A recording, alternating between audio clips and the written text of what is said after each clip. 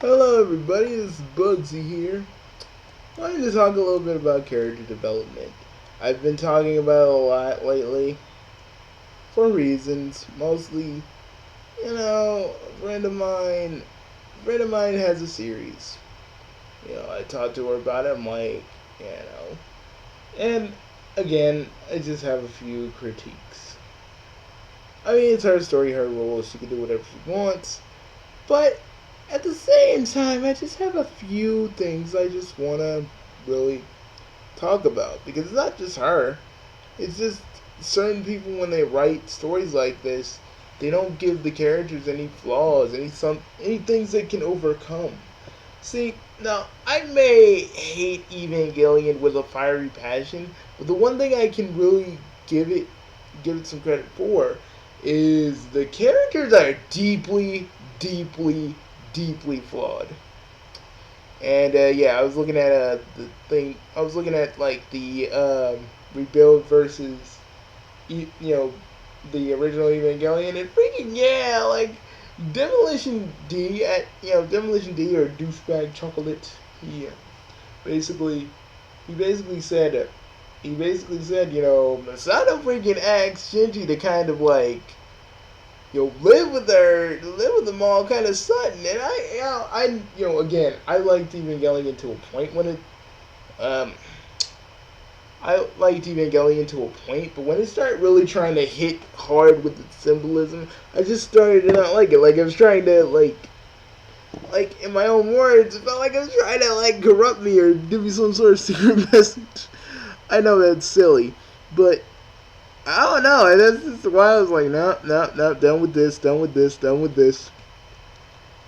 I guess that's why I really have a kind of disdain from it, for a disdain for it because it's just I feel like if you're gonna if you I mean if you're gonna leave it to interpretation, do, but don't be cryptic about it. You know, you know. But but dang, Masato, man, like me and An were making jokes about it like an hour ago, and I'm like, but who am I kidding? An Sakamaro would have been like, this is on, this would be on, and yes, this is on. Oh no, my clothes are off. Whatever. That's him in a nutshell. But like, yeah, but like, yeah. The thing about the Evangelion characters is that they are deeply flawed. You know, and some do kind of rise above their various things. Others do not. A whole bunch of them die. Even motherfucking Gendo. And trust me, I hate fucking Gendo with a passion. Not only does he force his only son to pilot the giant robot that he knows nothing about, the motherfucker basically goes like, nope, nope, you ain't living with me. That's why I hate the motherfucker. I mean, I hate Shinji, but Shinji's only a product of what Gendo made of him. Speaking like a fan, even though I hate it, even though I kind of left the whole series years ago. But that's why I always hated Gendo. But again, like I said, I guess the Evangelion characters are kind of a bad example because the only person who actually rises above anything is technically Shinji at the very end, even though I keep making jokes about Asuka being choked out to death as a as a freaking symbolism for masturbation. And I'm like, you know, but yeah, but yeah, you have characters that will rise above everything. It doesn't matter if they're OC or recolor or whatever, because seriously, if you do a recolor and you probably have no drawing talent, that's all you can do. I'm not gonna sit here and be like, you're wrong, you're messed up, you're this and that, you're so cringy, because I don't do that shit. A lot of my, a lot of the other commentators would just be like, because I looked at I looked at old Youngbloods old as hell thing about recolors. And I'm like, I don't really care that much about the recolors, and no one should. No one should like take offense to them that greatly, because to me, that's your character. Even though you using assets from other Sonic games, that's still your character. And maybe down the line, when you actually can have someone to actually, when you actually can commission artwork, or know a friend of yours that actually can make you your character, then you got it. But the thing is, like, I just hate people who trip about like OCs. Like, oh, how you got your character like in Sonic and Knuckles and all this other shit. Well, you do understand for most of you it happens off screen. And I know I'm getting off topic, but I'm gonna loop around. I mean, the best OCs are the ones that have like flaws, like they overthink things, they they rush in, they're cocky, they're arrogant, stuff like that. Stuff that makes these characters more human. Ergo, we need flaws. So when I looked at old Mensley's video, and I really took a step back after the whole Kagome thing, I really started to look at her series. These characters get thrown into danger, yet there's no real flaws they have to overcome because they're so goddamn perfect. And then I take a look at my characters, which have varying degrees of shit wrong with them.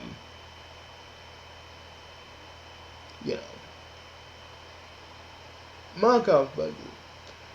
Knockoff Bugsy is a great example of this because he's very regretful for everything.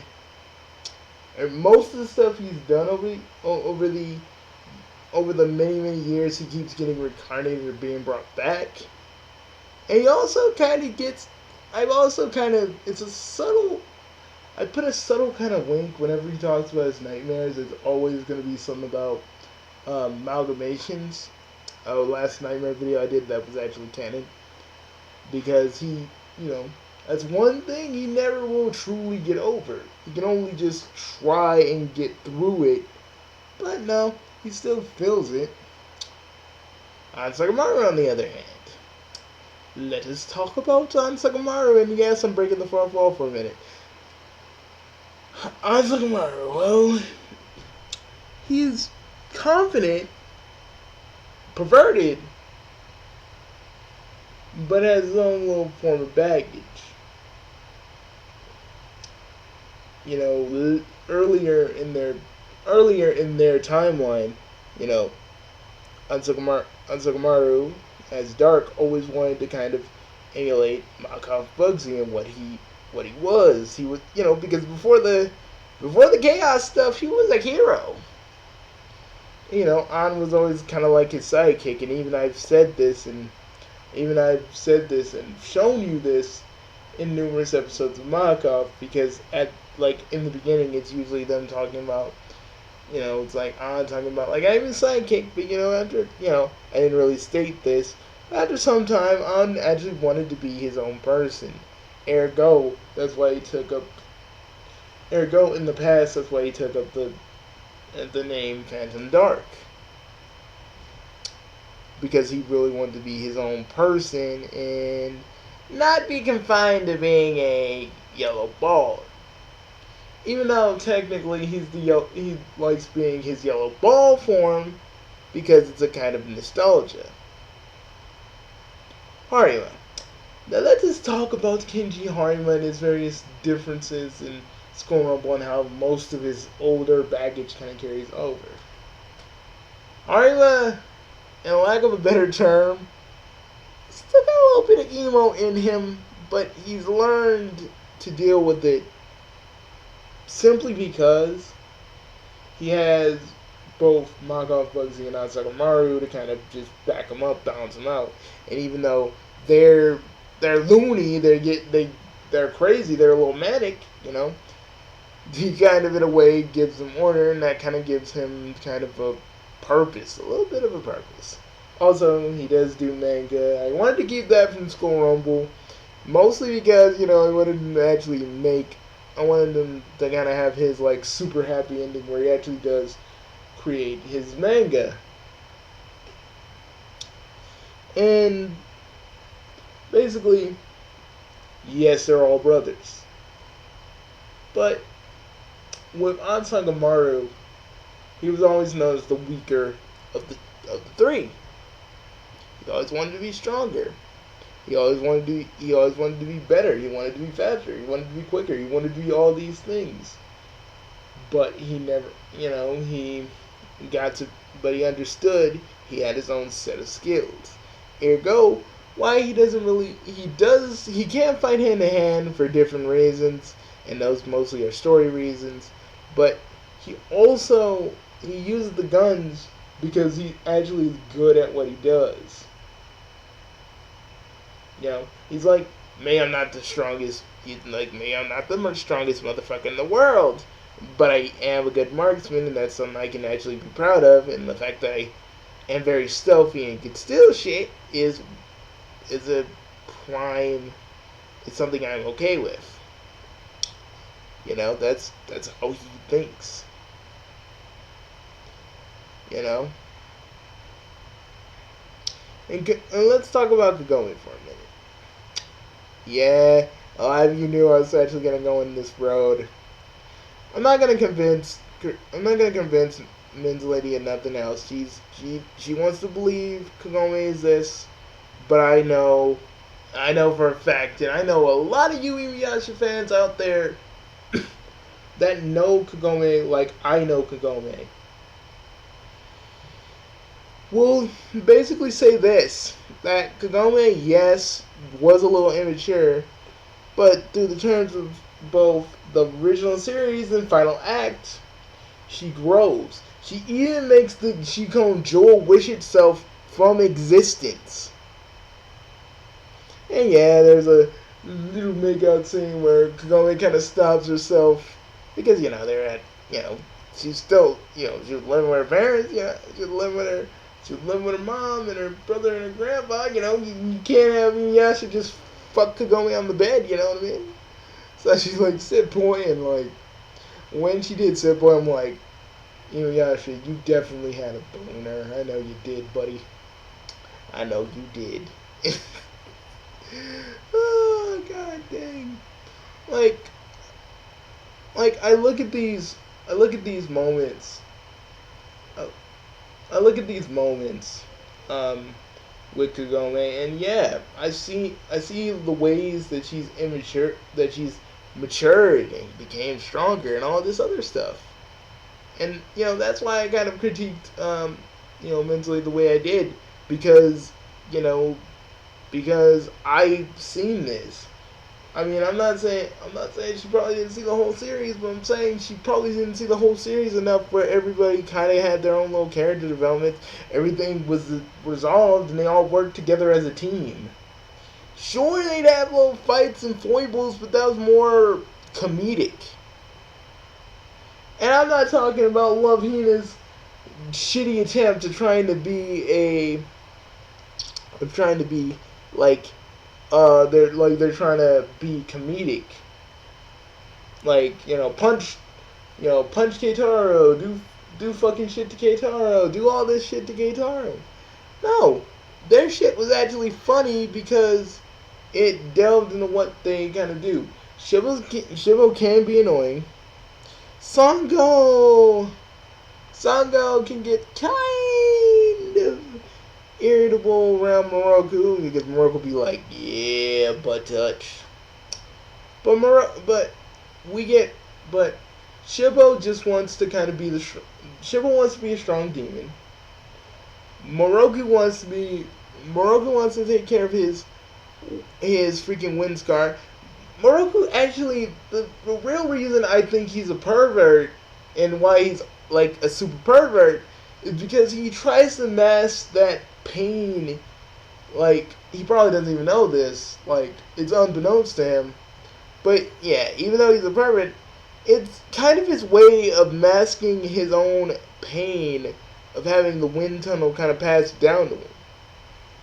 And Shibboleth's kind of a brat because he basically only has father, and no other family other than the father that he had.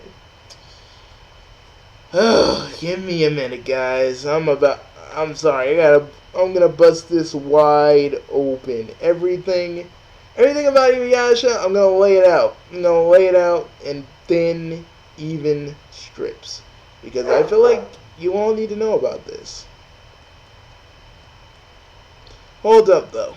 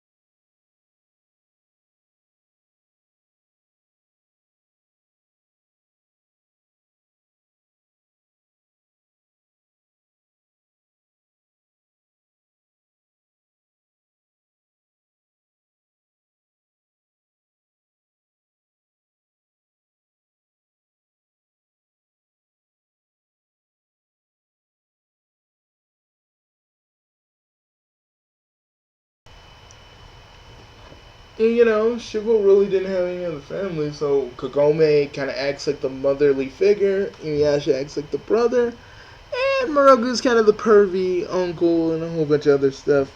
Now, the thing about Kagome, and that I need to state, is that Kagome is a teenager. First and foremost, come on. When all of us were teens, we didn't make sound choices. We acted like idiots, all of us, including me. And trust me, there's a lot of stuff we wish to take back. But yeah, that's Kagome, and she's Bella done actually right because she grows, she changes, she matures, and you know Christine, honestly, that's not how I just see her. That's how a good portion of us see her. Yeah, there are people that think like you that she's annoying, but there are people that actually know that Kagome is actually a well-rounded character because you have to have characters that have flaws, and yeah, Kagome at the towards the end of the final act, she rises above them all. And even there, even in the final act, there's an episode where she basically has a heart-to-heart with Kikyo about Inuyasha, and you guys have, she's our basic feelings were, you have a history, and I can never have that with Inuyasha, and all this other stuff. She basically says that to Inuyasha. And yes, I understand that Inuyasha's life is filled with pain. But yeah, you want to know what lessened that pain? Kagome, Shippo, Sango, Moroku, hell, even Koga.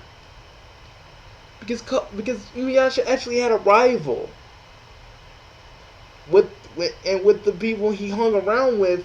He didn't feel like he was alone.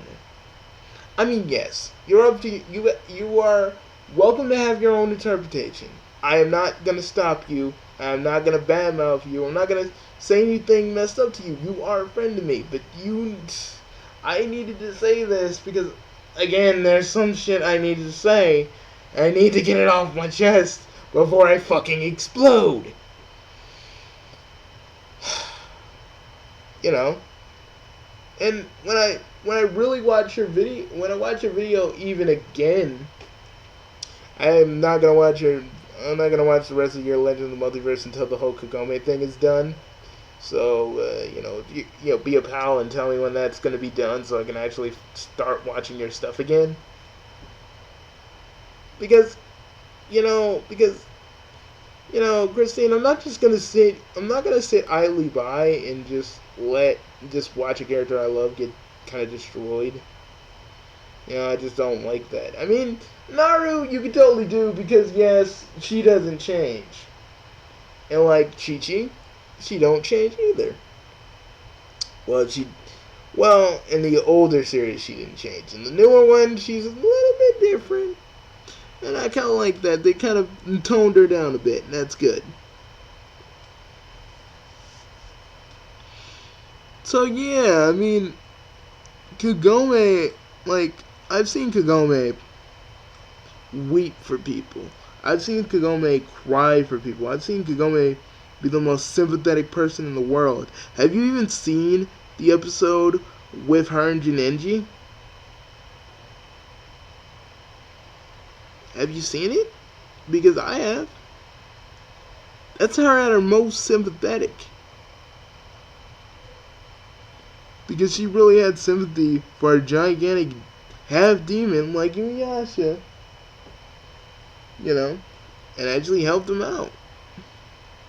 Yeah, she does have her moments of idiocy, I ain't gonna lie. She did almost get dragged down to hell once. She kind of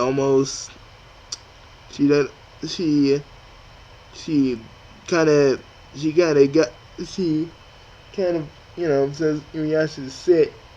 But keep in mind, Kagome is a teenager. She isn't an adult. We do teenagers. Even I did messed up things. Especially on here. Which a lot of you can actually see. I ain't saying what I did. What anybody else did is cool, but it's all part of growing up. It's all part of being a person, And Kagome kind of embodies that. But the thing is, this is more critiques for you as a person while I'm talking about character development. I'm not saying I don't know what you can do I don't know what you can do to add Angewomon, to give Angewomon that kind of character depth that she needs, because it's way too late in the story to give her anything. Like, say if you rebooted it by doing something, but I don't know about all that. I mean, I rebooted my own stuff to just kind of fix some of the older plot points, but that's pretty much it. But basically, yeah, but it's not just her I want to just kind of exclaim. It's all of you. If you're going to be writers and fanfic writers, you gotta understand these characters. Yes, have your own take on them, but do it in a way that is true to these characters. That is what you need to do. That is what you need to accomplish. That is what you need to freaking do as not just a fanfic writer, but as a writer in general. Especially if you're handling an established series at Inuyasha. The thing about me is, I'm still working on Ramen Forever Rivals and the whole series as a whole. As the first season as a whole, and I want to try and capture these characters the best I can, because I want ramen fans to look at this and be like, life is ramen, man. You know. So it's all about capturing these characters fairly. I mean, hell, I don't even like Hoppicide, but Hoppicide is gonna get kind of a fair shake.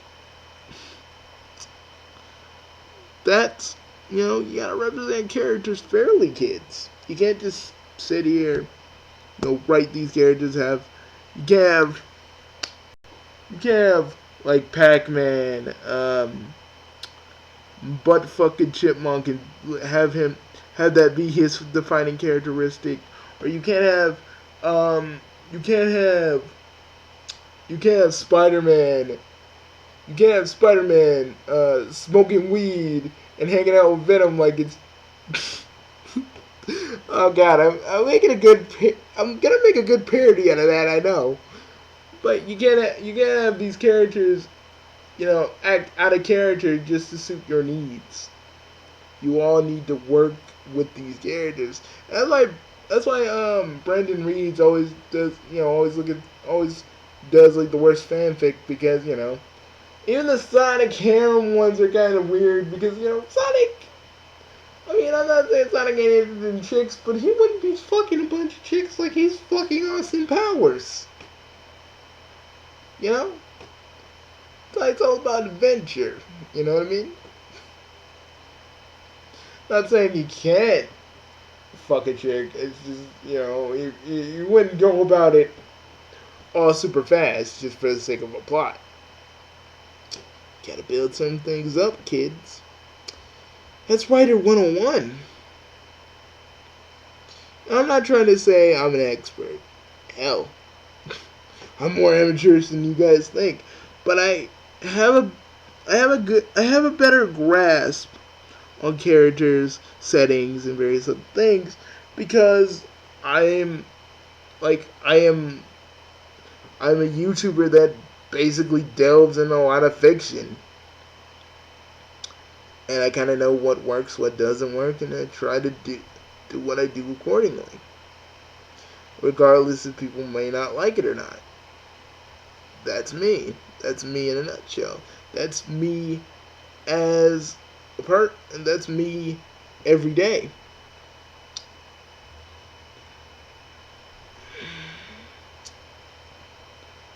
But that's all I really have to say. I mean, that's all I really have to say to you guys. And if any of you disagree with me, you're free to. I'm not going to sit here and be like, my way is right because I say so. Because I'm not that kind of person. I'll give you content. I'll give you a reason. Even though I know this would be impossible, but I give you a reason why I'm right. Most people don't even give you that, or most people don't even give you a constructive reasoning of why they hate certain things. I'll literally tell it to you straight.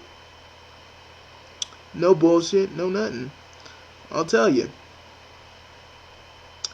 Because I'm that honest with not only my friends, but the people who really do ask me for pointers. They ask me for pointers.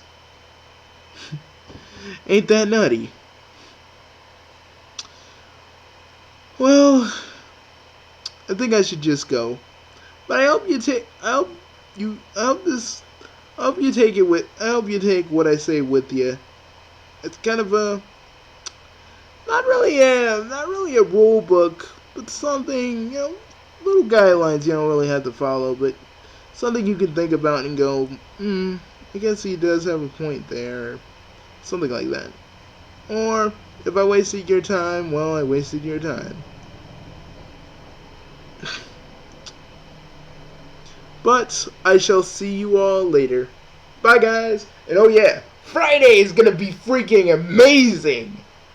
Because, I'm bringing back the Aftertoon Show. So I'll see you guys later.